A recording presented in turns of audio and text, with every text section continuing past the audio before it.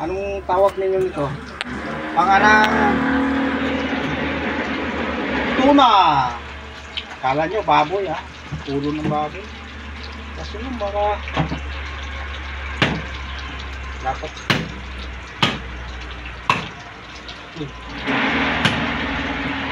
Hindi kasi tayo prepare. sabi naman itong isa, lagariin daw. Pwede yan.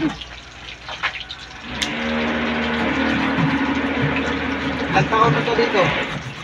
Nung umuwi sila ng Mindanao, noong December. Oo nga. December pa to guys ha. Meron pa nga ako nung nakaraang taon pa. Nandito sa bundok. Galing din ng yon, ng Sultan Kudarat. Dapat yung pitsilyo kung dinala mo. Ay, nahair ba niya ito? Parang hindi ko kaya mo yan. Nandito ata sa kwarto niyo yung ref. Baka nandyan yung ref.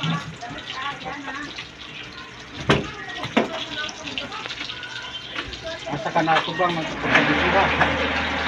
Bakit? Hindi tala din niya. Nasa baba daw pala yung ref. Doon. Oo.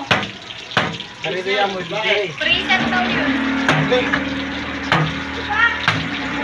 Kahit ba nalagay mo? Yun. Huwag mo na putulin, di ba kasi sa iyawan yan? Hindi kasi para mamarinate nga, hindi kasi doon sa paglalagyan eh.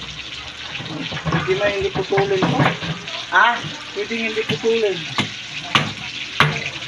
Ang laki. Kaya ba hindi? I-video mo pa ma. Oo, pang-upload niya yan.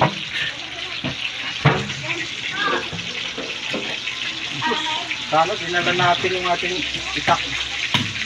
Yun. Tabo, malapit na yan. O dan. Kamot.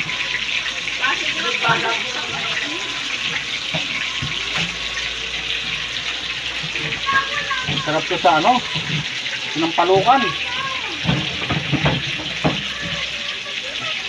Hindi ko pala yung buko. Parang kalabaw na, no? Parang panganga ng ano to? Siguro nasa mga to, 100 kilo.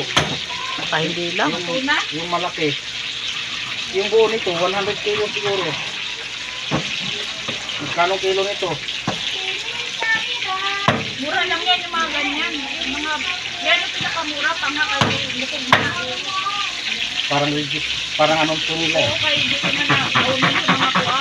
Ang mahal yung parang wala yung ginagawang sashimi. Oh, yung buo. Saka yung kulay brown na karne nito, mura lang yun. Yung puti. At saka yung mga foreigner, hindi man sila marunong kumain ng tinik. Mga buto. Binabalatan nga nila yung isa eh. Oo nga, pinik-pili nila. Yung mga ulo nila ano. Nagluto tayo ng isang baby. Sarap to sa bawan, no? Para sa... Yan, buti na yan. Yan ang ipailalim ko kay Marinate mo. ngayon pala tayo. Salamat. Okay. Sabi ko na, huwag ka nga absent eh. Hindi namin kayang... Absent na nga siya nung birthday ko. Nga yan. Ano pa nga eh. Kuya ha, uwi ha. Agwantahin na lang ng imong pag-edit diha kay wa ko kasabot ugasan na na padung.